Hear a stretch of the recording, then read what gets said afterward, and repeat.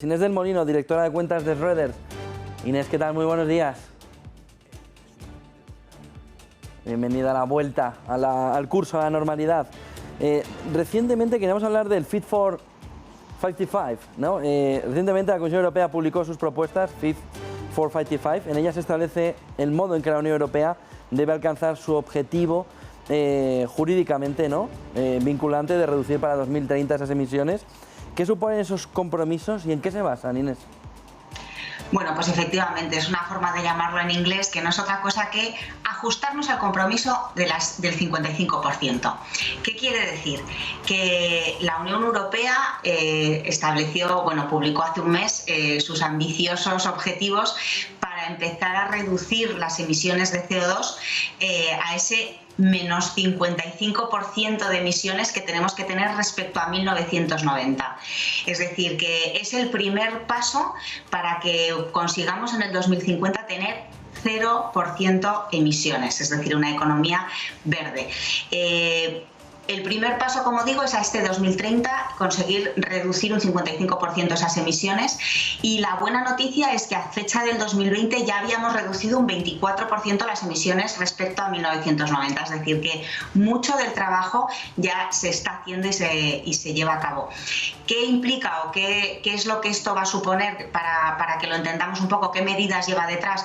Pues lleva medidas como, por ejemplo, ampliar el sistema de comercio de emisiones, es decir, incluir dentro de ese comercio de emisiones el transporte marítimo, el transporte por carretera, los edificios, también establecer impuestos a las importaciones con altas emisiones de CO2 o, por ejemplo, reducir los derechos gratuitos que tenía el sector de la aviación, ¿no?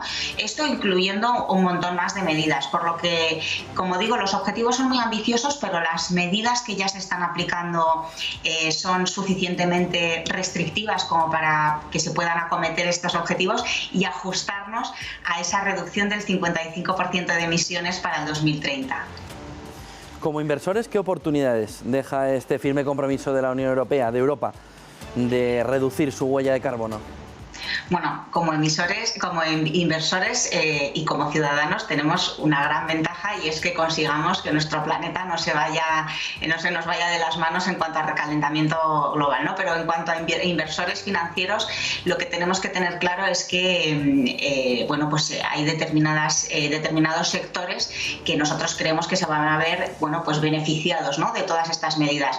Uno de ellos, por ejemplo, serían las energías renovables. Al final tenemos que ver un incremento del 40% de energías renovables para poder abastecer o dar servicio a esa demanda creciente de energía, si encima vamos a reducir las energías contaminantes. Por lo tanto, las energías renovables nos parece que podrían ser un claro ganador. También hay que tener en cuenta que no solamente la propia inversión en energías renovables, ¿no?, eólicas, solares, etcétera, sino podemos pensar también en todo lo que lleva el suministro y el abastecimiento para estas energías sostenibles, por lo que nos parece que todo lo que es tecnología verde, es decir, todo lo que lleva ese desarrollo para que esas formas de generar energía eficiente hay que tenerlas en cuenta. Por ejemplo, te voy a poner un ejemplo: los edificios. No hay que olvidar que los edificios representan el 40% de la energía consumida. El 40% de la energía consumida se lo llevan nuestros edificios y emiten el 36% del dióxido de carbono que tenemos en nuestra atmósfera. Por lo tanto, todo lo que conlleve construcción energéticamente eficiente o todo lo que lleve consigo la rehabilitación de inmuebles para que energéticamente sean eficientes y sostenibles, ahí tenemos otro filón a la hora de invertir. En el transporte, 3/4 partes de lo mismo. Llevamos muchos años trabajando, pero solo le quedan 15 años a los vehículos de gasolina o diésel, porque el objetivo es para el 2050 tener vehículos cero emisiones. Por lo tanto, también sería otro sector a tener en cuenta. Así que nos parece que, y por supuesto en la ganadería, que el metano ha sido uno de los grandes gases a tener en cuenta y además contamina mucho más que el dióxido de carbono, pues ya existen compañías que están trabajando en un aditivo que se echa en el pienso para que nuestro ganado no emita tanto metano y por lo tanto no contamine tanto. Es decir, que hay mucha tecnología detrás para que esas emisiones se reduzcan y nos ayuden a acometer estos objetivos, de manera que no solamente invertir en el sector de energías renovables como tal, sino también ir un poco más allá y ver qué hay detrás trabajando para poder ser más eficientes y conseguir alcanzar estos objetivos. Bueno, así decías también, socialmente es importante que el planeta no lo destrocemos, es decir, que todo ese tipo de inversiones, ¿qué impacto va a tener también en la sociedad?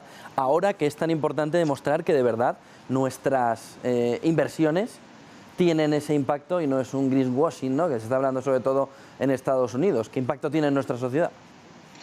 Pues mira, justo es que el impacto lo tenemos que realizar cada uno de nosotros en nuestro día a día, ya no solamente con reciclajes y con intentar tener un consumo, bueno, pues eficiente y sensato, ¿no?, sino que también tenemos que tener en cuenta que todas estas medidas van a tener un impacto directo en cada uno de nosotros, porque pues mira, el más directo y yo creo que del que todo el mundo está hablando en este mes de agosto es la factura de la luz. Es decir, los costes de la energía se disparan porque al final lo que tenemos que darnos cuenta es que las energías contaminantes están sufriendo cada vez más impuestos y para que sean, bueno, pues para no incitar a su consumo.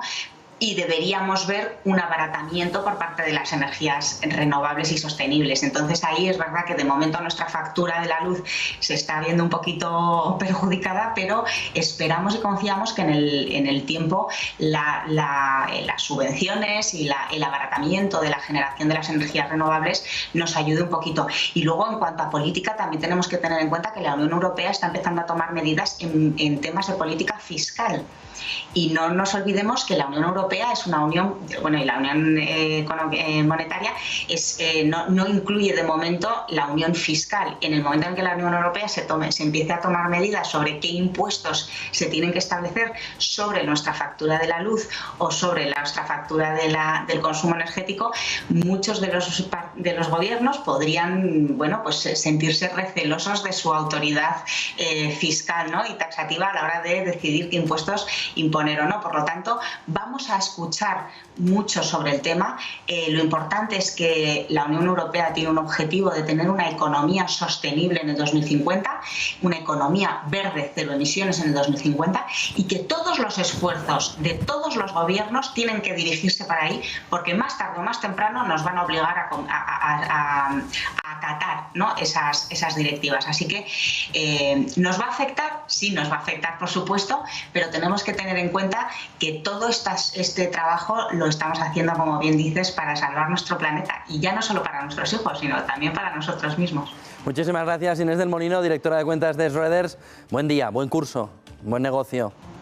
Muchísimas gracias y buen día, efectivamente.